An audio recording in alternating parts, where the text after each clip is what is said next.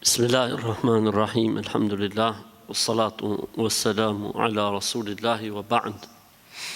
Me emrin e Allahut, të gjithë mëshirshmit, mëshiruesit, falenderojmë Allahun, mirësitë, bekimet e tij qofshin profetin sallallahu alaihi wasallam, si dhe mbi të gjithë ata besimtarë dhe ato besimtare që ndjekin dhe pasojnë rrugën e tij deri në ditën e Kiametit.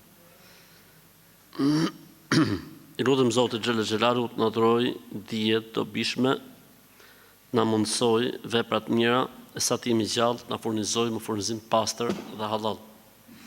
Allahut I lutem që dija që ne marrim dhe japim të jetë argument dhe dëshmi për ne ditën e Kiametit. Me shpresën e Zotit po filloj me pyetjet të cilat janë për momentin të depozituara.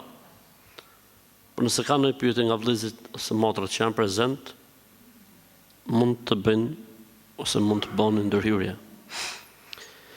Kemi një djalë që në lagje që rri shumë me ne, ai shkon në xhami, falet në banda Ramazan, por kur bëhet me nerva ai mallkon.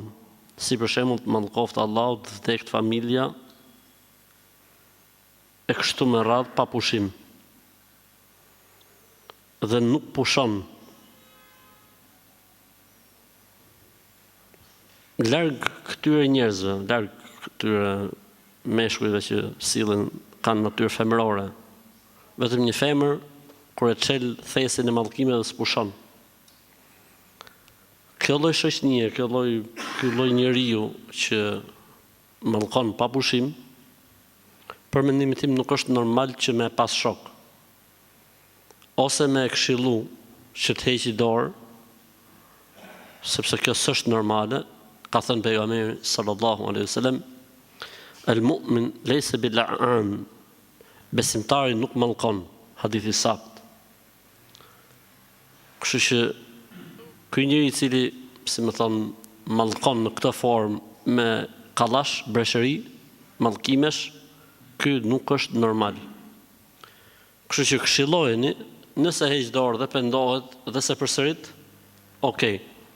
E nëse vazhdon në avazin e tij, atëherë më mirë distanconi dhe mos e mbani shok të ngushtë. Pra, nuk po them ta abandononi, nuk po them që të shkëputeni keqësisht prej tij, por nuk më duket njëri normal. Mbaj foton e vajzës që më ka vdekur tek kryt në dhomë.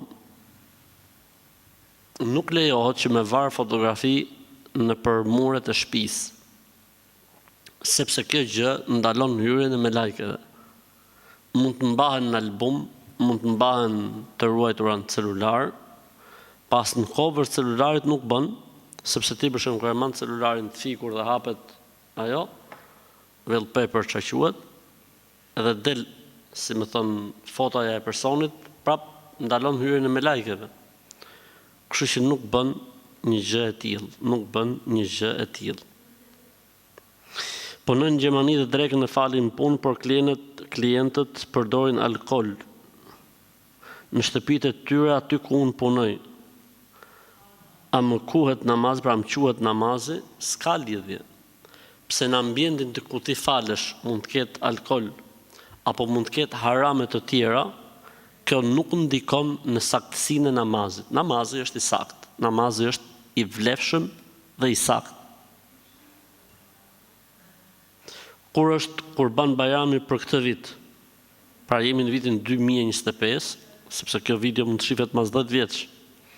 Jemi në vitin 2025 dhe pyetja është për Kurban Bajramin në vitin 2025. Për këtë vit është 6 qershor 2025.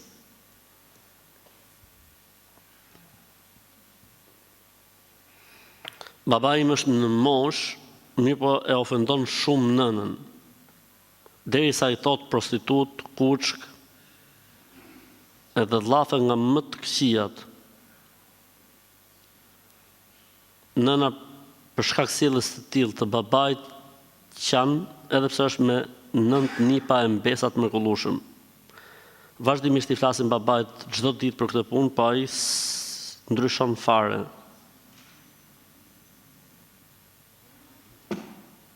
Zoti më janë normal si njerëz, subhanallah. Ju duhet ta këshilloni, detyra juaj është ta këshilloni babën vazhdimisht. Ti mbani qëndrim që mos të sillet në këtë formë me nënën. E nëse nëna e lën babain dhe jeton me ndonjërin për jush që jeni të ndarë për shembull, kjo do të ishte zgjidhja ideale. Pra nëna të shkojë me njërin prej djemve të jetojë, e ta lej babin të shaj muret, të shaj divanet, të shaj lambën, të shaj frigoriferin, derisa në një moment të dytë t'i vinë mend. E kur t'i vinë mend, nona pastaj të vendosi. Me u kthy ose mos me u kthy.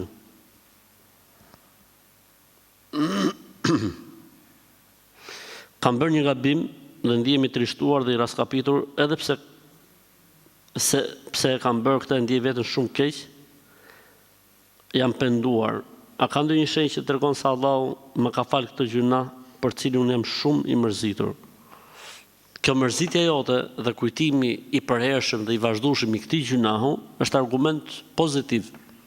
Inshallah është argument se Zoti ta ka pranuar pendimin. Kan thonë, kujtimi i mëkatit dhe i gabimit dhe si më thënë kur të hanë vazhdimisht ndërgjegja nga mrena për gabimin që ke bërë, kjo është gjë e mirë dhe një shenjë pozitive, inshallah taala, që tregon se inshallah taala pendimi është pranuar. Kështu që kjo lloj ndjesie është pozitive, nuk është as pak për të bërë merak. A është korrekt dhe i pranuar farzi nëse imami këndon në rekatin e parë surën Nas dhe në rekatin e dytë surën El Felek? Namazi është i saktë, s'ka dyshim, edhe i vlefshëm. Por cila është më e mira? Më e mira thohet që të renditen surët në namaz. Pra, Kul ya el kafirun, kul huwallahu ahad. Kul a'udhu birabbil falaq, kul a'udhu birabbin nas. Ajete nga El Bekareja, pastaj ajete nga Ali Imrani. Ajete nga faqet e para të El Bekares, pastaj nga faqet e mesit. Ajete nga faqet e mesit, pastaj nga faqet e fundit, e kështu me radhë. Kjo është më e mira. Po nëse njeriu prish renditjen, s'ka si problem fetarisht. Pasi vetë pejgamberi sa sem një herë ka ndodhur në jetën e tij që ta ketë prish renditjen. Pra ka lexuar El Bekaren, ka lexuar Ali Imranin, ka lexuar En-Nisa, ka lexuar El Maiden, ka lexuar En-Nisa. Pra ka lexuar El Bekare, Ali Imran, El Maide, En-Nisa. Pra nuk e ka lexuar me rend. Gjë që tregon se s'ka gjë. Por pastaj në përgjithësi pejgamberi sa sem gjithmonë i ka lexuar me rend. Për këtë arsye preferohet dhe është më e mira. Po s'ka lidhje me saktësinë e namazit, vlefshmërinë e namazit. Ka në traditën, le të themi fetare të disa vendeve e bëjnë shumë të rëndë këtë pjesën. Madje ka njerëz mosha vjetër që mendojnë se del pa namaz, prishet namazi. Tregojnë si ngjarje, lexon njëri në rekatin e parë Fatihan dhe surën e Nas. Kur çohet në rekat dytë dhe lexon El Fatihan, gjon një zonë nga mrapa, e gjish çfarë do të lexosh?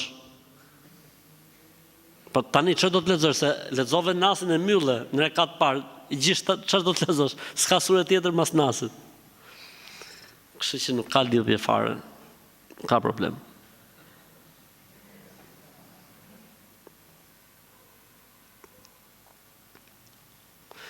Nëse kam shpifa për përgojuar për ndonjë person kohë më parë dhe tani jam penduar, si të veproja, duhet me ja lyp Allahlikun, por kam frikë mos më hapet ndonjë problem tjetër që t'i tregoj se për çfarë, apo të kërkoj thjesht falje Zotit dhe të bëj dua për personin fjalë. Pendimin nga haku i njerëzve është ky. Pra ti mund të pendohesh për gjunovin që ke bërë, për mëkatin, por nëse ka të bëjë me njeriu, duhet patjetër me kërkuar Allahlikun njeriu, siç është rasti i përgojimit, shpifjes, i pasurisë tjetrit, i nderit tjetrit etj. Duhet patjetër me marrë Allahlikun personit në fjalë. Po nëse marrja e Allahlikut mund shkaktojë një problem më të madh, atëherë thuhet pra për interpretimet, thuhet i merret Allahlikun përgjithësi. Allah më na bëj halal nëse kemi në hak, nëse kemi bë Një. E dyta, në vendet ku e ke përgojuar, ose me njerëzit ku ke përgojuar, duhet thusht kundërtën. Duhet thusht kundërtën. Se njerëzit kanë marrë një përshtypje dhe krijuar një, se më thënë, ide për gjën, për faktin, për ngjarjen, për rastin. Dhe duhet patjetër atë që ke bërë ta xhbësh. Pra edhe hallalliku nuk është i mjaftueshëm me kërku derisa ta xhbësh dëmin. Nëse është mundësia, nëse nuk është mundësia, atëherë hajër inshallah kërkoj hallallikun në përgjithësi dhe lutju Zotit për këtë njeri derisa të mendosh se ke shlyr detyrimin ndaj tij.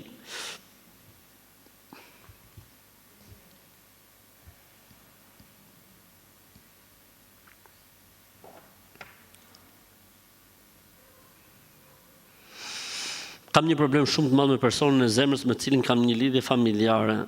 Kohët e fundit është distancuar dhe zihet për fjalë kota dhe do që të ndahemi. A mund të më këndosh ndonjë rukje me emrin tim dhe të tij? Kjo gjëja nuk funksionon. Pra unë personit që ka bërë pyetjen, ja kam kthyer përgjigjen privat, po duhet e kam sjell si pyetje për të marrë mësim. Nuk funksionon dhe nuk ekziston ti bësh dikujt të rukje apo kënim pa qenë prezent personi. Thot jap emrin tim dhe emrin e personit na këno, na bëj rukje. Si ti bëj rukje unë emrave? Maksimumi që mund të bëjmë në rastet tjetër është me bë dua Allahun. Okej, po bëjmë dua, por rukje nuk funksionon. Se kur bëhet një rukje duhet të jetë patjetër personi prezent ose personat prezent. E solla këtë pyetje edhe për faktin se nëse dikush ju mashtron, kur ti qanë, për shumë në i hoxha apo ndonjë faqe rukjesh, se janë shtu shumë, është bërë biznes goxha, fitim prurës puna e rukjes, ka njerëz që thot bjerë emrin se ta bëjnë rukjen, ose ta bëjnë rukjen nga celulare tjetër, muhabete biznesi, le të themi, mos prano. Mos ja lejo vetes që të bish viktim. Pra nëse dikush thotë sill emrin se të bëj rukje, mos prano. Sill lekët se ta bëjnë rukjen, po si puna atij muhabetit atëherë që i merrte lekët njerëzve se shehu atje në Jordani i djeg magjit, i përvelon. Ti në Shqipni shehu në Jordani. Prandaj duhet me qenë kujdesshëm dhe vigjilent. Nuk bën dobi, nuk është interesant që njeriu të bjerë viktim apo, domethënë, të tregohet kaq naiv. Për këto janë çështje të cilat janë rrahur kush disa herë dhe njeriu ose muslimani duhet të jetë vigjilent, nuk duhet bjerë në gracka të tilla. Nëse gruaja jep divorcin burrit dhe ai ja jep në kohën kur ajo është pa perioda, sa është koha e pritjes? Deri kur të vinë të mbarojnë periodat e para apo kur të mbarojnë të dytat?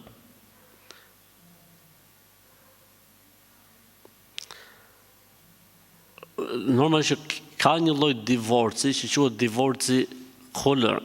Khulr do thotë gruaja kërkon divorc dhe burri pranon ose jo. Në këtë rast, koha e pritjes është 1. Nuk është si, nuk është si ndarjet e tjera, që kemi ndarje të parë, ndarje të dytë dhe ndarje të tretë. Këtu kemi vetëm një ndarje, pra nëse burri thotë po, je ndarë, kjo i bën propozimin, thotë du të ndahem prej teje. Për shembull, e zejmë sikur pra ndodhi si ngjarje, thotë unë du të ndahem prej teje. Dhe gruaja për shembull le të themi ka arsye për këtë punë që ja bën të ligjëruar të kërkojë divorcin, se një femër e cila kërkon divorcin pa arsye se ndjen erën e xhenetit. Nëse e kërkon pa arsye, nëse ka arsye dhe burri i thotë po, e kryen idetin të plot. Sa është ideti? 3 pastrime dhe mbas kësaj quhen të ndarë. A ka më ndarje të dytë në këto raste dhe të tretë siç ndodh kur ndarja ndodh nga ana e burrit? Jo.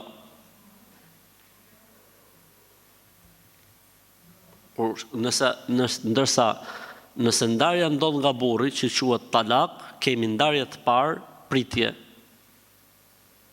nëse bashkohen para se të mbarojë koha e pritjes, ka të drejtë dhe një ndarje të dytë.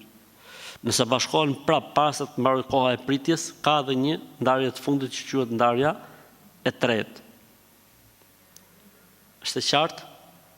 Pra në rastin kur ndarjen e kërkon femra, ka vetëm një pritje, dhe këta quhen të ndarë, mbaroi historia mes këtyre dy personave, ndërsa në rastin e ndarjes nga ana e burrit kemi tre herë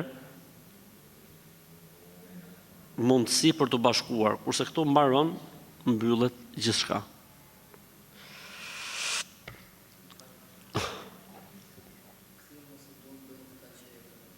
Me nikah të ri.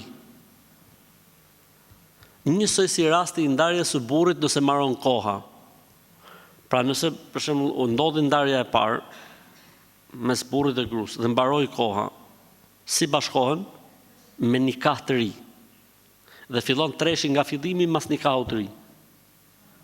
Edhe këtu, nëse ndarja kërkohet nga gruaja dhe ndodh ndarja, si bëhet rikthimi nëse këta të dy duan të rikthehen me nikah të ri. Jo, s'ka nevojë, jo. Ke ndarja e parë e burrit, nëse kalon koha pa u kthy, pra ky e ndau gruan dhe iku koha, s'u kthyn, duan të kthehen, bëjnë nikah të ri dhe fillon nishi, dyshi, treshi me nikahun e ri. Edhe këtu, nëse ndarja ndodh nga ana e gruas, mbaroi, duan të kthehen prap, u pendun, atëherë rikthehen me nikah të ri dhe fillon nishi, dyshi, treshi nga ana e burrit ose nishi prap nga ana e gruas nëse kërkohet nga gruaja. Si mund ta kuptojmë nëse kemi dëbome ose diçka tjetër, se çdo gjë nuk na shkon. Papunësi, konflikte, nëse gjejmë një punë nuk na ecën në kështu me radhë. Në raste të tilla duhet bërë një analizë, pa hile kur i thon. Mos është problemi diku tjetër, e gjithmonë duhet mendojmë se ka magji apo mësysh. E nëse nuk gjejmë arsye që justifikon konfliktin, debatin, mos ecjen e punëve, mos shkueshmërinë, dështimet, falimentimet, e ku dëgjon etj, atëherë bëhet një rukje. Nuk ka metodë tjetër për ta zbuluar gjën, vetëm se seanca e analizës quhet. Pra bëhet një knim dhe hoxha shef ku reagon personi. A reagon tek ajetet e magjisë, gjykon se ka magji. A reagon tek ajetet e mësyshit, gjykon se ka mësysh. A reagon tek ajetet e smirës dhe të përfolmes, gjykon se ka smirë dhe të përfolme, në bazë të secilës hoxha jep rekomandimin, jep ilaçet, jep kurën e kështu me radhë. Pra duhet patjetër bërë një kurë ose një të bëj ato 13 pikat që kam thënë unë, nëse dikush dyshon, mund të bëj ato vetë, mund t'ja bëj vetes vetë gjërat.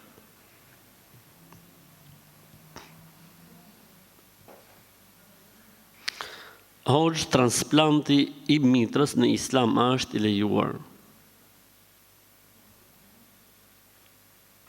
Ne kemi thënë dhe herë tjetër, në momentin që ka organe riprodhuese, siç është rasti i vezoreve tek femra apo i testikujve tek meshkujt, nuk lejohet. Nuk lejohet sepse transmetohen edhe ato, si thon, genet e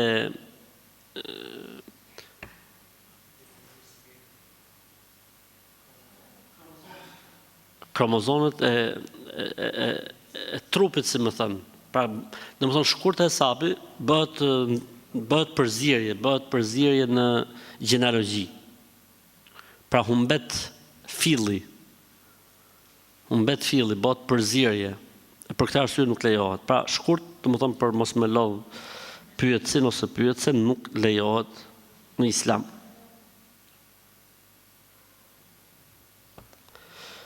Jam nën e kaq fëmijëve dhe tani jemi duke pritur 2 binjak. Deshta me të vetë, pra me të pyet sa e kam sprovë për Allahut që po pres 2 binjak, sepse tek familja e burrit nuk ka pas ndonjëherë binjak, as tek familja jon nuk ka pas ndonjëherë binjak. Dhe shumë njerëz po më thonë se është sprov. Është bekim prej Allahut. Pse sprov? Pse po ju dënon Zoti juve? Ç'a keni bëju? Përkundrazi, sa i thon 1 në 2. Me i gjujt me 2. Është mashallah. Me 4, 5, 7 zanin ti bosh me 12 fëmijë, e 3 i ke 15. Mashallah. Ku ka më mirë? Kështu që stresit zero, ka thonë ai miku jon.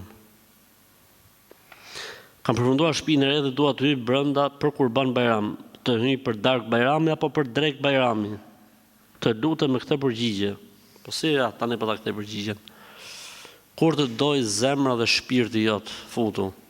Për dark, për mëngjes, për drek, i ditë para, 5 ditë para, mes 2 bajrameve, i çik para 2 bajrameve, pak mas 2 bajrameve. S'ka asnjë lloj problemi, s'ka asnjë lloj problemi. Nëna ime nuk din as shkrim as lexim, por ka shumë dëshirë të lexoj Kur'an. A bën të bëj unë të lexoj për nënën? Jo. Khatmen nëna në këtë rast mund ta bëj me surë që din. Mësoj nonës kul huwallahu, mund të duhet ekstremi 1 javë që ta mësoj. Dhe nona sa herë që lexon 3 herë kul huwallahu i quhet khatme. Dhe forma e dytë e khatmes është khatmeja me dëgjim. Pra çdo ditë i vendos nonës 1 ose 2 xhuze. Dhe nona çdo muaj ose çdo 2 javë bën një khatme dëgjimi. Khatmeja është 2 llojesh. Khatmeja e leximit nga ana e personit dhe khatmeja e dëgjimit. Pra mund të dëgjosh. Dhe ajo është një lloj khatmeje. Nuk është si khatmeja e leximit, po si rastin fjalë vlen.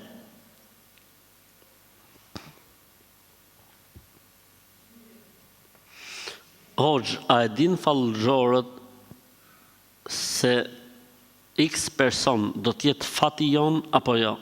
Jo, nuk e din, vetëm se mashtrojnë. Dhe sa dashuri dhe fejesa janë prish, se kanë pyet këta fallxorët ose fallxoret, ose gjoja shehelerët, që gjoja dim dhe zbulojnë të ardhmen, edhe i ka thonë ai ose ajo, ose shkëlqësia e tij, ose shkëlqësia e saj, ky nuk është fati jot, dhe është prish fejesa. Pra, më këmbës të shejtanit, më këmbës të djallit në tokë që flasin, në gajb, flasin për të ardhmen. Kështu që larg këtyre njerëzve se janë dreqër me fytyra njerëzish.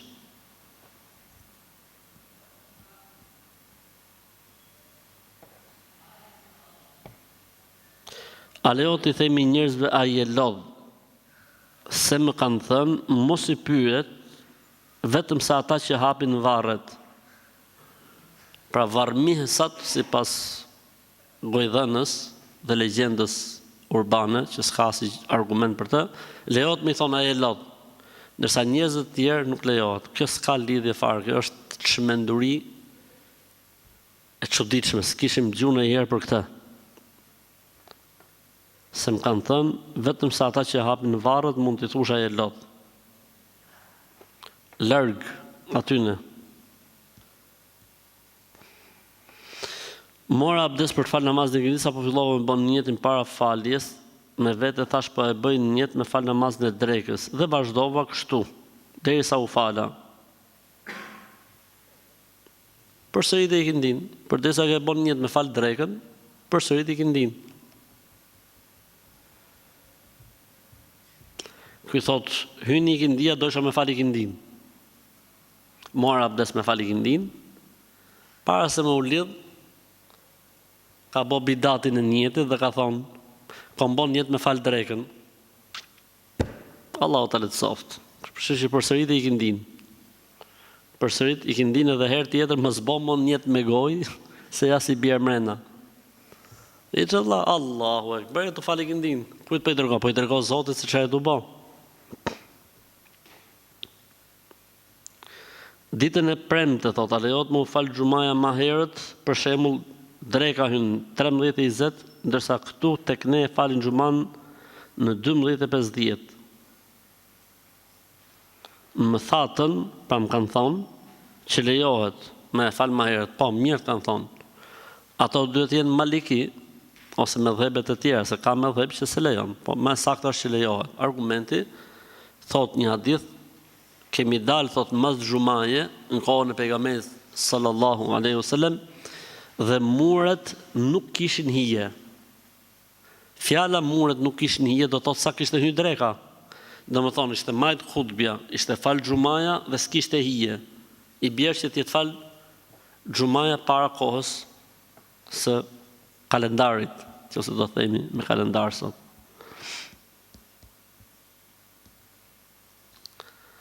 A lejohet puna si masazher për meshkujt, pra që ndihmon njerëzit nga dëmtimet muskulore, jo masazhe luksi, a lejohet që masazhi ka probleme në pjesën e auretit për shembull? Pra ky është doktor ose punon si fizioterapist dhe personi që do bëjë masazh ka probleme në pjesën e auretit për shembull le të themi. Për arsye mjekësore lejohet. Për arsye mjekësore lejohet, por duke qenë i veshur me doreza.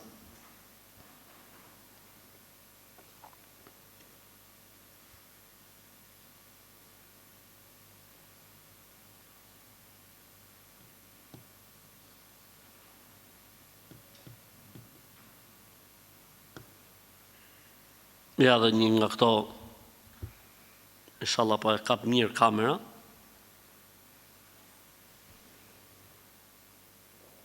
Kapi? Një faqe.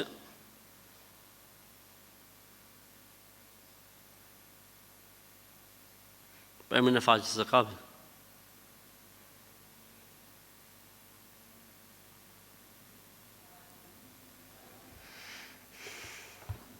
Thot, sura e Yasin është një nga surat më të fuqishme që ndihmon në lehtësimin e ngushtësisë në gjoks, nervozimit dhe ndjejave të shqetësimit psikologjik për shkak të sëmundjes.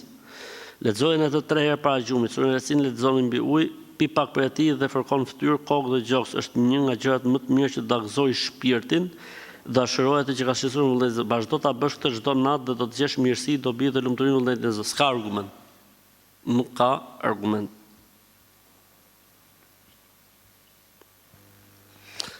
A e prish kolla namazin, po në qoftë se për një moment e vejmë dorën para gojës, a prishet? Nuk prishet. Stresi zero. Kollitu sa të dush. Vetëm kujdes se mos prish abdesin të u kollit.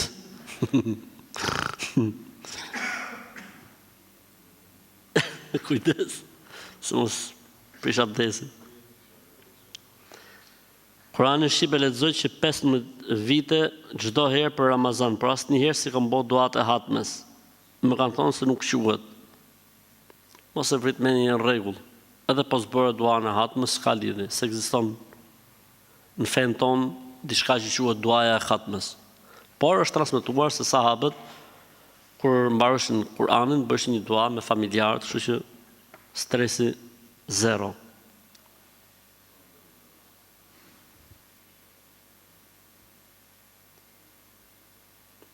Në kohët më përparme, kur ditën e xhuma i bite dhe dita e Kurban Bajramit, atëherë i mbyllshin sytë e kurbanëve dhe ja lajshin sytë e fëmijëve kur merreshin mësysh.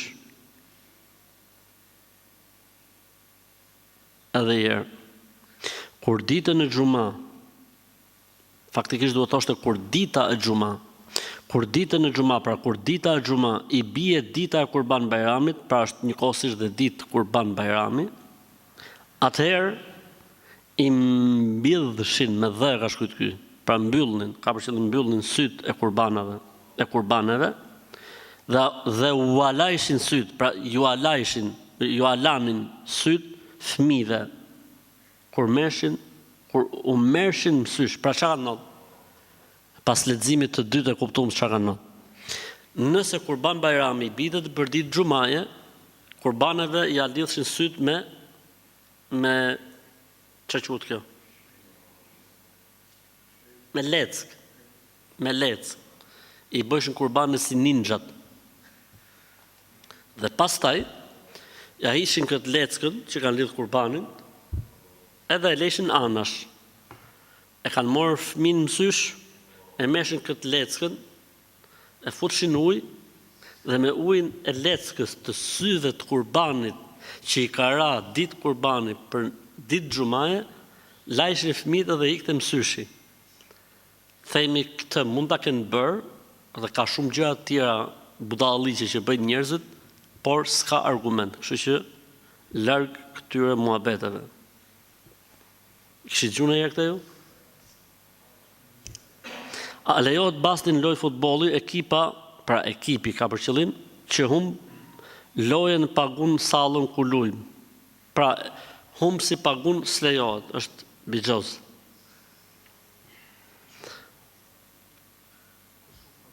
Ku shumë pagun, bixhoz, s'lejohet. Do bëjmë kur për Bajram, pra kurban ka pas për qëllim, por ka shkurtu fjalën, inshallah, dhe njohura jon indiane po na thot, ti çojmë lekët në Indi sa atje më lirë, dhe me ato pare që në Shqipëri bëjmë vetëm për një kurban, atje bëjmë për gjithë familjen. A lejohet kjo, apo të dërgojmë parat në Shqipëri e në Kosovë?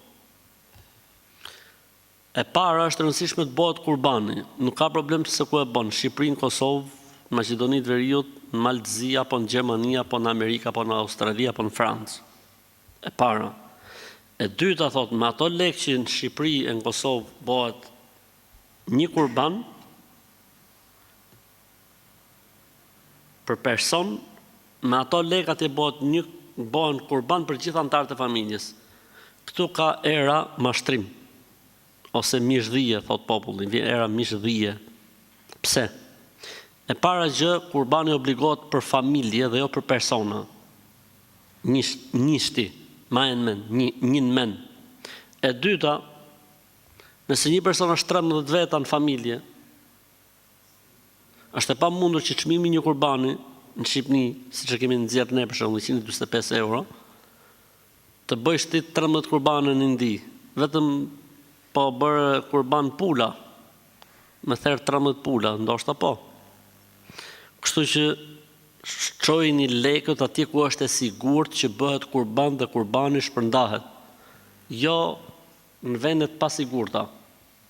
Jo në vendet pasigurta. Unë nuk flas dot, po mënyra se si kjo ka fol, mu më lën shije jo të mirë. Kam bler një shtëpi dhe kam me i marrë çelësat me 9 qershor dhe njerëzit më thonë mos më hyj se i bjerë mes 2 bajrameve. E para s'ka lidhje fare, e dyta 9 qershori nuk është mes 2 bajrameve, ka kalu bajrami. Bajrami është me 6 qershor 2025, kështu që stresit zero. E para s'ka lidhje me fenë e Zotit, e dyta thuj këty në xhahilave që është mas bajrami. Ej Zot, na falo Allah.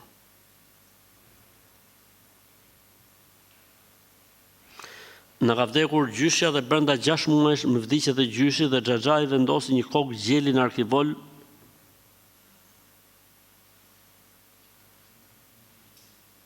dhe sheqer dhe oriz. Kur mbarun shtatat u kthym sërish tek varrezat.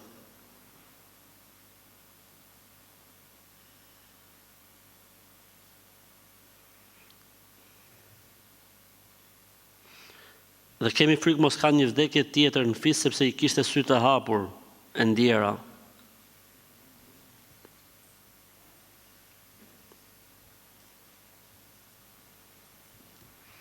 Ka dhe i problem, thotë, kam dhe babën smur dhe më ka thonë që do të vdes. Vdekja dhe jeta është në dorë të Zotit, Zoti e menaxhon. S'ka lidhje kjo as me orizin, as me sheqerin, as me kokën e pulës, as me kokën e delës, as me kokën e viçit, lopës, deves. S'ka lidhje kjo punë. Këta janë besytni, besime supersticioze që i kemi të trashëguara nga xhahilijeti.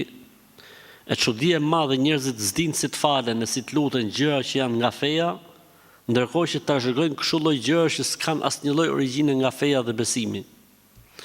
Kështu që në punë të Zotit, çfarë të shkruajë Zoti do të ndodhi, kokat e gjelave dhe të pulave nuk ruajnë e nuk devijojnë, as nuk e trembin me lekun e vdekjes. Nëse është tis me ja marr shpirtin dikujt, jo kokë gjeli me fut aty, po me fut kokë macje, ai ka për të ardhur.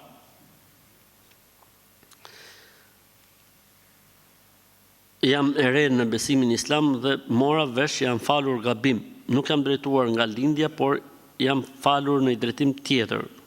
U shqetësova kur ma thanë sepse u bë kohë që fal 5 vaktet. A më quhen këto falje apo jo? Elhamdulillah që Zoti më ka udhëzuar në islam. Kjo është fitoria më e madhe. E dyta, ti thu që jam fal gabim se jam fal nga lindja. Je në rregull. Falja nga lindja është okay.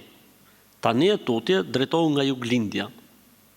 Po falja jote nga lindja është e pranueshme. Nuk ka asnjë lloj problemi. Plus që ti se ke ditë. Kështu që ma ço stresin 0 gradë Celsius edhe vazhdo jetën normalisht. Je në rregull. A bën për zekat t'ja paguaj një të afërmin ndërhyrjen kirurgjikale e cila kalon 2.5% e zekatit tim? Po, lejohet. Edhe pse pagun më shumë se sa obligimi i zekatit për një të afërmin tënd i cili nuk ka mundësi të bëjë ndërhyrje, je okay te Allahu xhallal xhelalu. Merr 2 sevape, sevapin se të nxjerr zekatin dhe sevapin që po man gjakun tat dhe të afërmin tënd. A ban më u fal kur të hin dreka, a me prit dej thirrët ezanin në xhami se tek ne i thrasin ezanet nëpër xhami në një orë fikse. Jo, mund të falet dreka sa hyn koha. Nuk është kusht me prit të thirrët ezanin nëpër xhamia nëse falesh në shtëpi ose në punë. E nëse falesh në xhami, falu siç falen gjithë njerëzit. Falu siç falen gjithë njerëzit. Përveç se nëse shkon përpara, falesh edhe ikën, s'ka problem. Amo nëse thirrët ezani, duhet me prit aty derisa të falen njerëzit.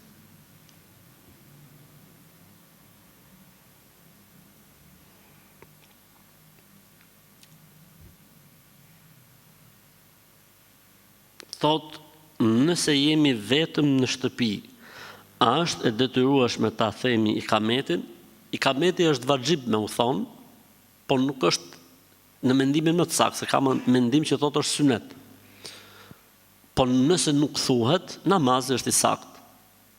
Namazi është i saktë. Ka një mendim që thotë është sunet, i fortë, ka një mendim që thotë është sunet, ka një mendim që thotë është i pëlqyeshëm, dhe ka mendim që thotë është vajxhib, detyrë. Më e sakta është që është detyrë me u thonë, po namazi është i saktë edhe nëse nuk thuhet. Pra nëse dikush lidhet Allahu ekber pa thirrë ikametin, namazi është i saktë. Ky ka bërë gabimin e mos thirrjes së ikametit, por namazi është i saktë. Si duhet veprojmë hoxh sepse jam sëmur nga mushkërit dhe s'duhet të kem kontakt me ujin, merr tejemum për abdeset, për guslet, merr tejemum. Megjithatë unë do të sugjeroja që të konsultohesh mirë me një mjek specialist. Probleme mushkërit kemi pas gjithë ne, po kemi marr abdes e kemi marr gusl. Pra nuk e di kjo fjala jam i smur me mushkërit, çfarë kufiri ka dhe çfarë efekti ka në abdeset dhe në gusl. Pra sigurohu. Pra kur një mjek thotë, kështu gjej dhe i mjek tjetër, shif mos ka një mjek musliman që falet dhe ka një alternativë për situata të tilla, mos kalo deri në këtë ekstrem. Shko ke Ibrahimi, pyetje Ibrahimin, mos t'jep në një mendim tjetër. Ka thonë gjyshja jeme me dvet. Pra gjyshja i ka thonë që këtë më pyesi mu. A bën me prej një kurban për shpirt gjyshit tem, pra burrit gjyshes, dhe për vllat të vetin. Nëse theret ky kurbani për të shpërndar për të varfrit, që sevapi i shpërndarjes mishit shkojë për shpirtin e gjyshit dhe për shpirtin e vllait gjyshes, lejohet. Nërsa kurban për të vdekurit nuk theret. Amo nëse theret me këtë kuptim, që po e therim këtë kurban, që t'i shkoj sevapi, s'ka si lloj problemi, pra sevapi i shpërndarjes mishit si sadaka, t'i shkoj gjyshit vdekur, apo vllait gjyshes, pra s'ka si dajës, nuk ka si lloj problemi. A lejohet ngrënia e mishit të pulës nga skara, pra zgari, themi ne kënej, ku është pjek më herët mishi i derrit? Jo, nuk lejohet, absolutisht. duhet të jenë 2 zgara veç e veç, ose ajo zgarë të jetë lartë, të jetë dizviktuar, të jetë pastruar, që mos ketë mbetën të asgjë, dhe mbi të mund vendoset mishi halal. Ndërsa vendosja e mishit halal mbi një zgarë, jo vetëm ku ka pas mish derri, po edhe mish haram me pas aty, duhet patjetër të ndalohet kjo gjë dhe bëhet haram. Pra atë mishi halal kthehet në haram vetëm për faktin se po skuqet apo po piqet në një zgarë ku ka pas mish derri apo mish haram. Jo vetëm mish derri, edhe nëse mish haram ka pas aty, zbon.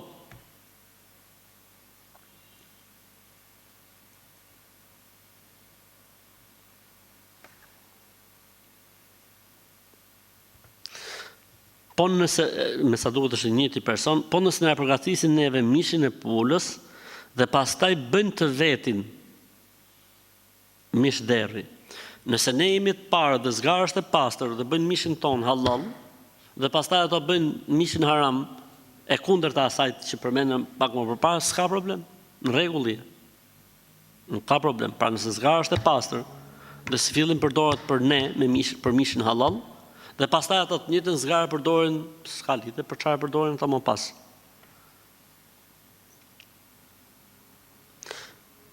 Pyes, si është në Islam kur thuhet për 7 zanin njerëzve të tjerë, shoqeve ose gocave në punë, në muajin e 3 që ndihet bebja, apo s'ka lidhje me Islamin kjo? S'ka lidhje, ka lidhje. Përbën dhe një kompleksitet. Në muajin e sa mund të agjëroj një grua 7 zënë që ta di po munde. Thot mu po munde.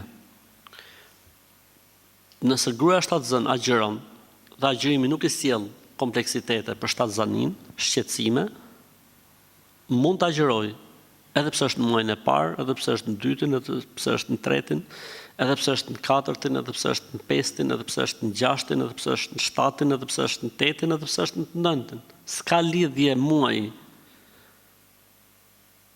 Gruaja 7 zënë ka të drejtë mos ta agjëroj.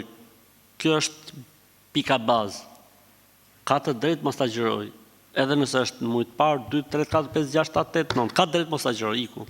Po nëse do më agjëru, ka drejtë ta agjëroj. Kur si derisa nuk i sjell shqetësim, kompleksitet, agjërimi për veten, për shnetin e saj, apo për shnetin e foshnjës së embrionit, i lejohet asaj ta agjëroj ose të mos agjëroj. Po si ja bëj për këto ditë, agjëro më vonë, nuk ka problem.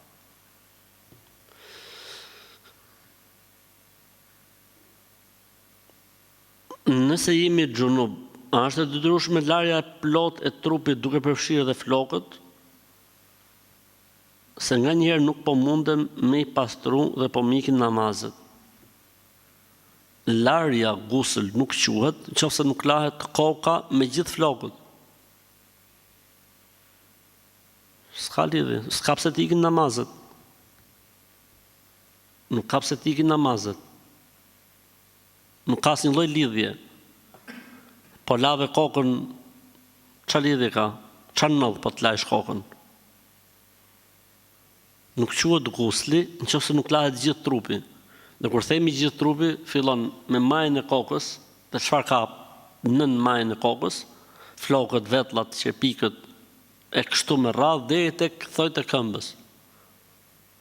S'ka quhet larje për nuk u lan flokët. Jo, po femra për shembull mund të ketë flokët e gjata, Zoti ja lehtësoft. Allahu ja lehtësoft.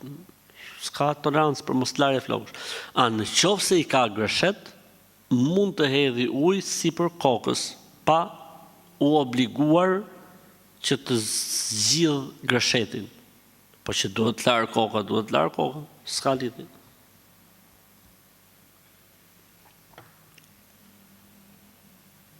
Dua të bëj një pyetje, pse ezani këndon vetëm burrat dhe jo qinia femërore? Sepse kam pyetur disa besimtarë musliman dhe s'më japin përgjigje. Po normalisht, për shembull, a do doje ti që vajza jote ose gruaja jote të vite këtu tani mes burrave të thirrte ezanin? Ose motra jote, ose nëna jote të vite këtu për shembull të thirrte ezanin mes burrave? S'ndodh, s'funksionon.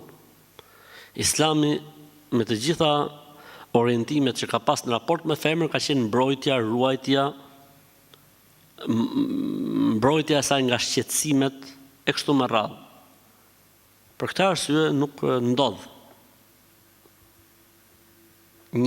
Pra për të mbrojtur femrën, për ta ruajtur atë, e dyta se do të shkaktonte, le të themi, do të shkaktonte, domethënë ngacmim, le të themi, për meshkujt. E treta, nëse do ishte një femër muezine, po kur është më të përmueshme, si lejohet, çfarë do të bëjshim? Do të deshim të kërkojshim muezin me qira. Part-time. Po pse, se muezinja është me ato të vetat. Kështu që nuk ekziston kjo gjëja, pra ezani është për burrat, dhe ezanin e thrasin burrat, dhe ikametin e thrasin burrat, imam futen burrat, khutbe mbajnë burrat. Mund të bëhen gratë imame nëse janë vetëm gra. Mund të thrasin gratë ikametin nëse janë vetëm gra. Ndërsa ezan e khutbe bëjnë vetëm burrat. Edhe imamlik, nëse bëhet fjalë që t'jetë xhamat meshkujsh apo i përzier meshkuj dhe femra. Që ata besimtarët musliman nuk e di, atë janë përgjigje se janë përgjigje, ata kanë thënë do të përgjigjen apo jo, po kështu funksionon ligji i Zotit, kështu funksionon.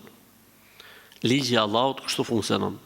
Nuk ka ndodhur që në kohën e pejgamberit sallallahu alaihi wasallam ta kenë thirrë ndonjëherë ezanin gratë, e kanë thirrë ezanin vetëm burrat.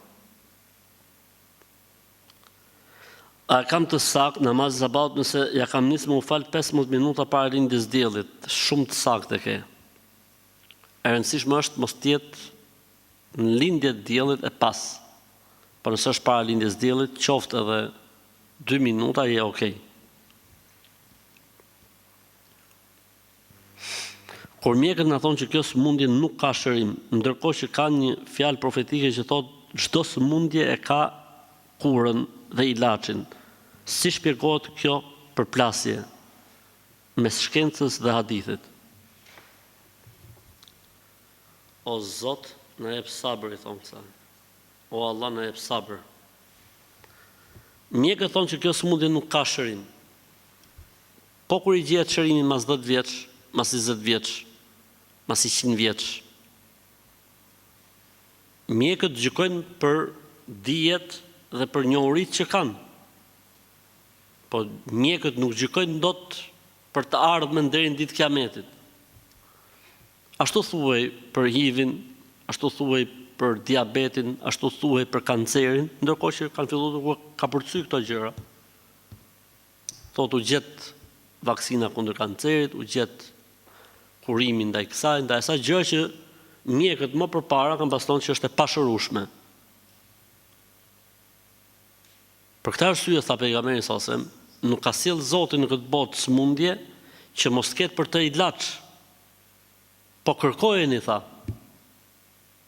Pra njerëzit duhet bëjnë përpjekje, duhet bëjnë eksperimente derisa të arrijnë tek ilaçi. Pra çfarë ndodh? Zoti ka sjell sëmundjen. Okej, e ka sjell dhe ilaçin. Okej. Dhe njeriu i ka dhënë mendjen që të gjej ilaçin ta çojë tek sëmundja. Se nëse e çon ilaçin tek sëmundja, ndodh shërimi me lejen e Zotit. S'ka dyshim, me shpresën e Allahut. Kështu që kjo është çështja. S'ka përplasje, nuk ka përplasje. Dëgjova një hoxh që tha se nëse burri dhe gruaja punojnë të dy, duhet të bëjnë kurban secili në vete. Dhe tha gjithashtu se nuk mjafton një kurban për të gjithë anëtarët e familjes. Mendimi i tij është ky, e saktë është që nëse kryefamiljari bën kurban për familjen e tij dhe gjithë familjarët kanë një ark shpenzimi, kurbani është i vlefshëm për gjithë anëtarët e familjes.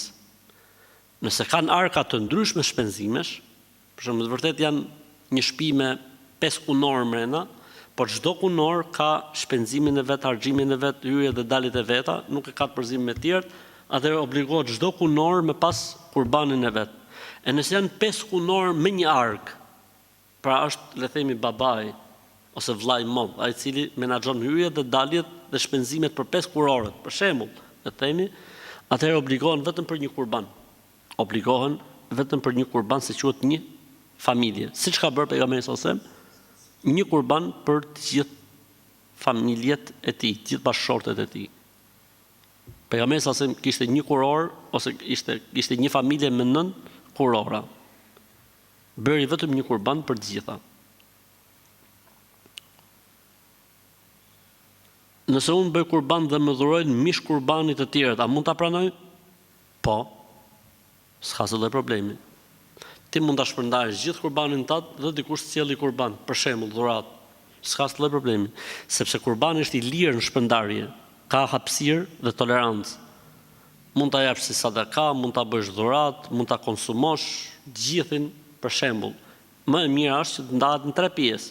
Një pjesë për vete, një pjesë si sadaka dhe një pjesë dhuratë. Ku është dallimi mes sadakas dhe dhuratës? Sepse sadakaja shkon vetëm tek besimtarët, dhurata mund shkojë edhe tek jo besimtarët.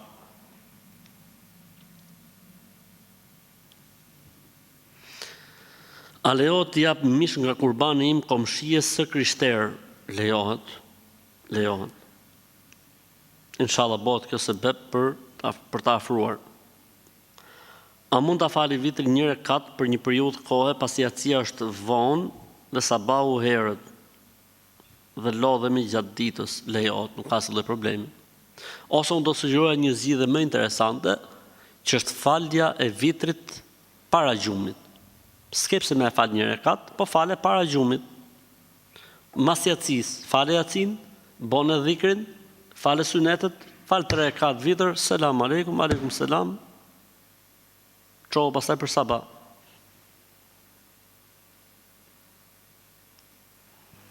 A i lejohet mashkullit që të falet me kanatiere? Lejohet, por nuk është e pëlqyeshme një gjë e tillë, është e urryer. Mos të falet ndonjëri për jush duke i pas shpatullat e zbuluara. Kur janë kushtet dhe mundësit, se kur nuk janë kushtet nuk ka problem fetarisht që burri të falet edhe pa gjë fare në supe, namazi është i saktë dhe i vlefshëm. E përderisa janë kushtet dhe mundësit, s'ka pse të falet me krah të zbuluara. Kanatierja është 2 llojesh faktikisht. Kanatiere me kështu të holla, si quhet kjo? Me rripat holl, kjo është për cilin po flas. Nëse i ka rripat e trash, kanatiere që është deri këtu, s'ka problem. Nëse është me rripat holl, është problem. E nëse është bluze, pastaj s'ka asnjë lloj problemi fetarisht. Nëse i frym ujit për dikën dhe e pi dikush tjetër pa dashje, a është keq? S'ka lidhje fare. Ai është ujë me Kur'an. E piu ky për cilin ti e këndove, apo e piu fëmia, apo komshiu, apo erdhi dikush dhe nuk e ditë dhe e piu këtu, s'ka asnjë lloj problemi, asnjë lloj problemi. Pyes nga që namatet e orarit të puna dhe i pushimit, po kaluam gjysë orshin kur të vi më vonë që mos të ri gjatë pas punës që të zëvendësoj, ka raste që kaloj pas dikujt ose ndonjë shoqi që çekon dhe unë nuk çekoj në pushim. Dhe këtë e bëjnë edhe të tjerë që të kuptohemi, nuk jam vetëm unë që e bëj tek puna. A lejohet ky lloj manovrimi? Jo, nuk lejohet. Haram. Ky është rasti i vjedhjes në punë. Nuk lejohet, përderisa pushimi është gjysore, nuk lejohet me te i kalu. Nuk lejohet me te i kalu. Është haram. Kështu që nëse e te i kalon, boje mas orarit punës, si që keni rregullin e punës. Se bëj vetëm mund, thotë kjo, ka dhe tjerë, ose ai. S'ka lidhje, inshallah e bëjnë gjithë bota. Harami është haram, edhe nëse e bëjnë gjithë njerëzimi. Kështu që nuk lejohet. Allahu ta lehtësoft. A na lejohet kur jemi xhunub të themi bismillahil la yadurru ma ismihi shay'un fil ardi wala fis sama'i wa huwa as-sami'ul 'alim? Lejohet. Çdo lloj dhikri, edhe pse jemi xhunub, lejohet, nuk ka asnjë problemi. A lejohet thënia e surës El Felek dhe Nas gjithashtu kur jemi xhunub? Lejohet, në mendimin më të saktë, nuk ka asnjë lloj problemi, sidomos kur është pjesë e dhikrit, me niyetin e dhikrit. Një robi im më thot, mos u laj pas akşamit se zbon. Thuaj atij robit tat futi i tas lalt me pak krip. Në t'i bëj mirë inshallah. A lejohet falet namazin në sauna ose në hamam në të cilin nuk ka banjo? Lejohet, nuk ka asnjë problem, po si mund falet namazi aty? Rahman Rahim Maliki Yawmiddin. Të marrë frymë kështu, në sauna. Dhe që thotë sauna, më falë në sauna? Në që është sauna e fikur, po. Po sauna në punë të falësh? Zotin më. Nërsa në hamam, këto hamamet e më dhenja kështu, lejohet, po. Mirë është që tjetë një vend normal. Nuk e di pse ne kemi shumë qirë këtë abstraktizmin. Mendojmë gjonat më interesante që mund të funksionojnë. Është njësë sikur thonë, a lejohet më falë në teleferik? Pse vëlla falu kur s'presësh nga teleferiku? Jo, më ekstrem. A lejohet më falë në sauna? Aty është temperatura 78. Nuk e di, se di. Kjo tregon që kemi mendje pjellore si popull. Fantazinë e kemi të zhvilluar shumë. E kam në lidhje me një pyetje në lidhje me kurbanin. A ka problem nëse qingji që thejmë është pa brirë, pra është shut, ne i themi shyt këne nga nahit tona, lejohet, nuk ka asnjë problemi, s'është e thonë më askund që t'jetë me brirë. Pastaj pa brirë nuk ka dalë kot. Pa brirë jem bret, pa brirë. Pa brirë është dhe moda, tha. Që nuk ka lidhje fare. Nuk ka lidhje fare.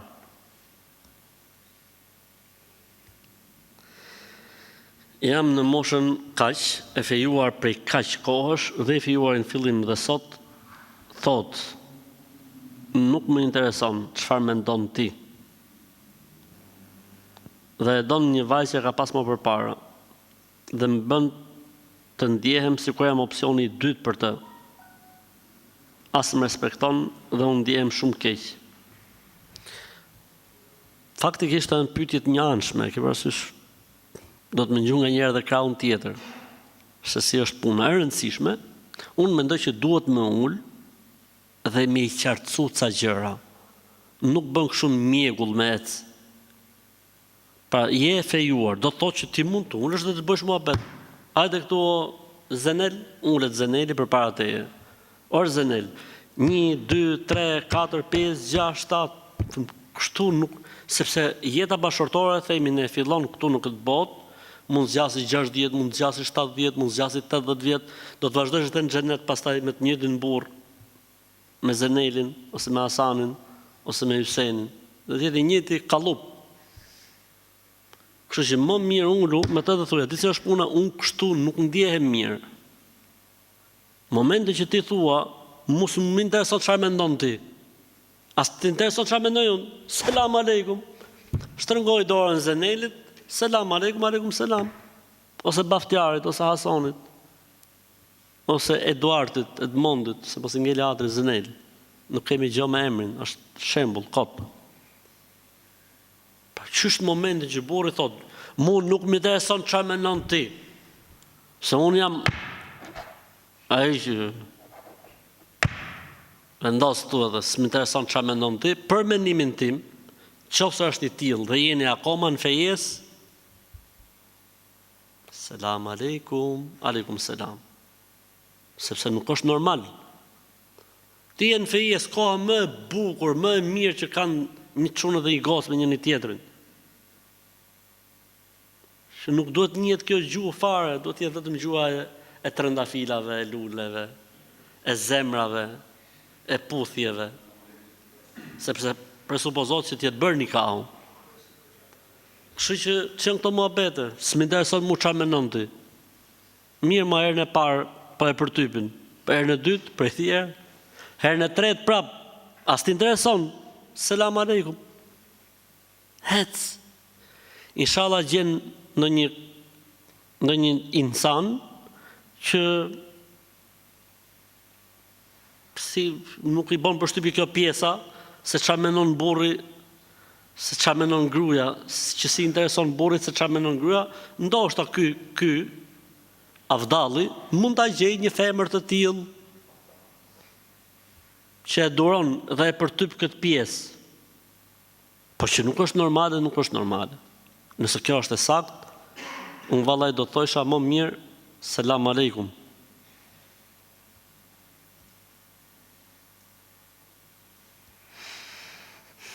A duhet të themi sure pas El Fatihas në namazin farz në rekatin e 3 dhe të 4? Lejohet, por zakonisht nuk bëhet, por nëse e bën dikush nuk ka problem fetarisht.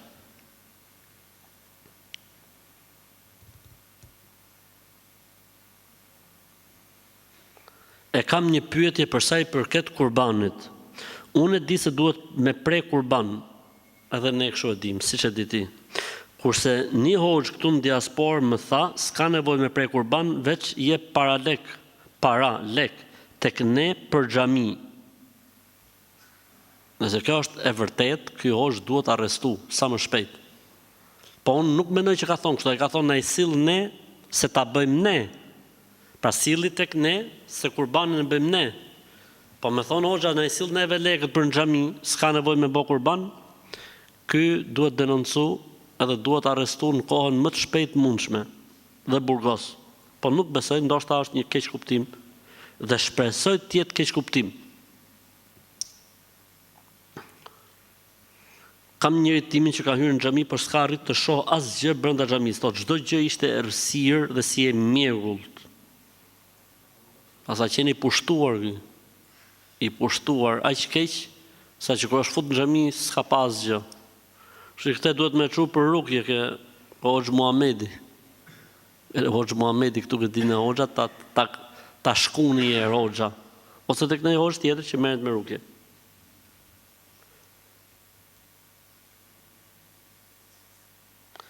Kam agjuar disa ditë, jam fillestare, por si kam plotësuar vitin tjetër, dhe agjërova ca ditë prap këtë vit. A më janë quajtur? Hajde më përdesa e fillestare, Zoti ta lehtësoft, çfarë them. Ca ditë nga viti tjetër dhe ca ditë nga ky vit. A më janë quajtur? Zoti është i mëshirshëm. Zoti është i mëshirshëm. Inshallah vjen dita që agjeron gjithë Ramazanin tamam, s'ke nevojë me bë kështu pyetje zhdrështira, që s'ka hoxh në botë që ti merr përsipër. A është e vërtet që për ditën e Shën Gjergjit ne muslimanët nuk duhet të gatojmë grosh?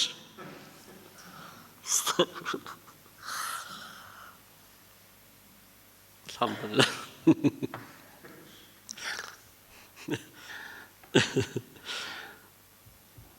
Me sa duket, ta që ja kanë thonë këtë fjalë duhet të jenë ambientalist. Si mos shkaktojnë probleme në atmosferë.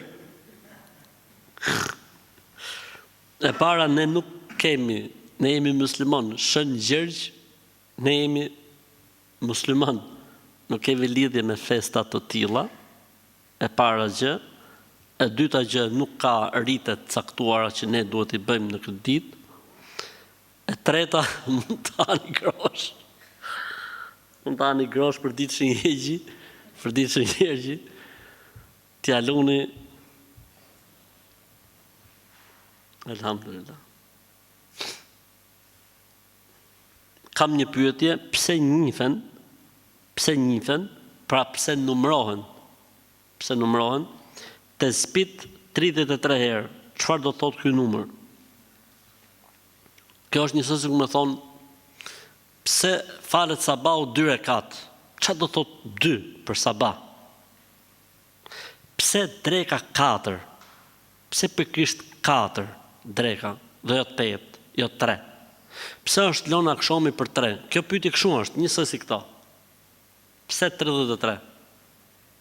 Zoti ka dashur që ne ta përmendim atë 33, 34, 33, 33, 33, 1, 10, 10, 10, 11, 11, 11 ose 25, 25, 25, 25, 25. Këto janë format e dhikrit përmendjes Zotit mbas namaz. Pra njëse se ku thush, pse njifen të spit, për shembull ai lloji 25, pse pikërisht 25? Dhe jo 26 ose 24. Pse 33? A mund nuhatet diçka? Ndoshta, mund nuhatet ajo që mosha gjenetive do të jetë 33 vjeç. Mund, po s'ka argument. Interesante është, po s'ka argument.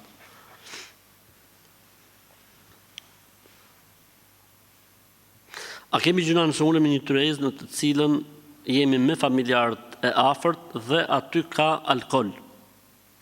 Po, kemi gjuna. Kemi gjuna. Nuk bën më ullë në një tavolinë ku ka alkool. Po nëse ulemi, s'ke dal nga feja, jo, po, thjesht është gjuna, është gabim.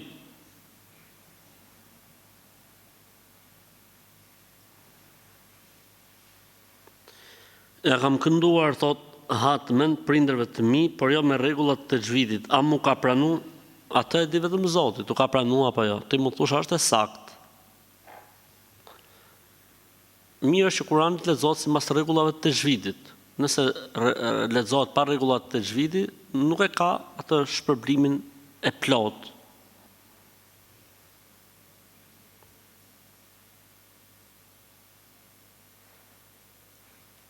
Dashi i kurbanit, a duhet të ndahet nga kopeja që të jetë i dëlirë e të jetë i pastër? S'ka gjë, dashi i kurbanit le të jetë xhunub, nuk ka problem. Mund të jetë dhe xhunub dashi i kurbanit, nuk ka problem. S'ka si problem. Nuk është kusht të jetë i pastër. Mund të jetë edhe sa ka marru punë.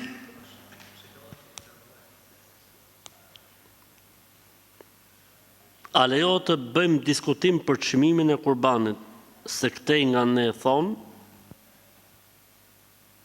kur jepet çmimi i kurbanit nuk lejohet me bë pazar.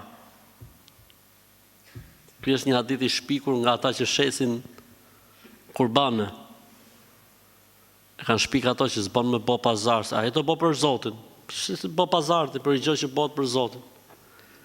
Ec kurbani aty 300. Po më sfal 500, po e të bo për atë lartë, vend diskutim të 500.000 lekshin.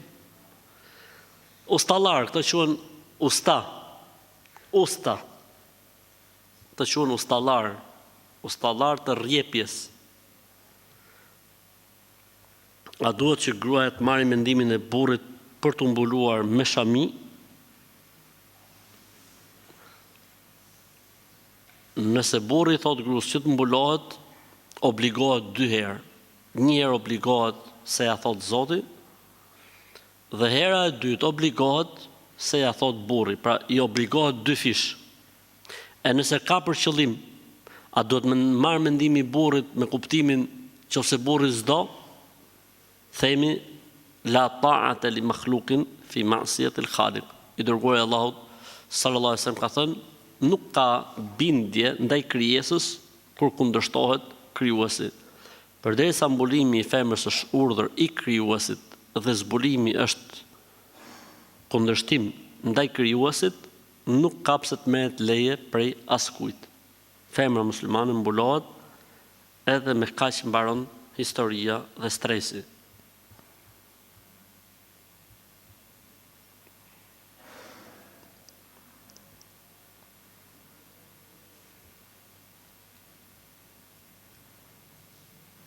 Nëse femra muslimane shkon në haxh dhe nuk pastrohet para se të kthehet nga haxhi për sa i përket tawafit. Motrat besimtare që janë në haxh dhe ndodh që janë me periodat për sa i përket tawafit të haxhit, edhe nëse shkojnë në Medinë mas haxhit, mund vinë për ta bërë tawafin e haxhit. Po mirë, nëse nuk del koha për shembull, nuk del koha. Pra edhe kur shkojnë në Medinë nuk del koha. Pra llogaritet koha nuk pastrohen. Këtu kemi 2 mendime. një mendim thot udhton dhe kthehet në vendin e saj, dhe ajo është në ihram, s'ka dal nga ihrami. Dhe vjen kur t'i jepet mundësia, bën tawafin e haxhit, po mund bëj dhe i umre me atë sebeb edhe e kryn. Bën tawafin e haxhit edhe sajin. Dhe mendimi tjetër që thotë jo, nuk ka pse me e vështirësu situatën kaq shumë, në këtë rast merr tejemum, siç ndodh me rastet e namazit kur s'mund përdori ujin, merr tejemum, edhe bën tawafin me tejemum, edhe sajin me tejemum dhe e mbyll me kaq. Dhe ky inshallah taala është mendimi më i saktë dhe më i drejtë.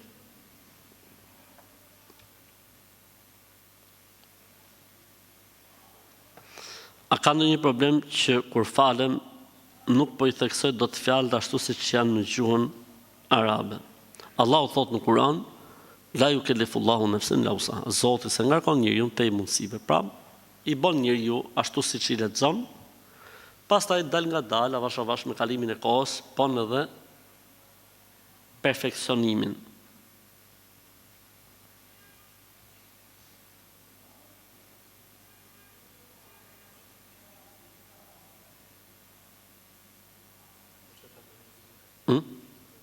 Po, vetëm shife këtë si pyetje, nuk e dija e kap.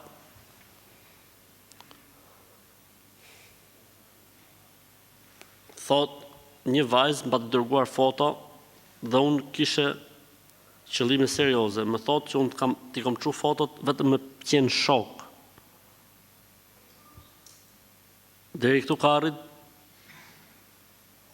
emancipimi. Komunikon një femër me një çun, ndrojnë fotot, në fund fare thot, jam unë për shoqni më u bë shok. Kjo gjë nuk ekziston në fen tonë në Islam. Se qysh në fillim ka nis në haram. Se kuptoj. Nuk e kuptoj dhe nuk e di se ku po shkojnë me këto lloj gjërash. Subhanallah, në fen ton, vlerësimi i femrës, përveç fesë, besimit dhe edukatës është tek nderi i saj. E nuk bën që femra të lozi me këto gjëra.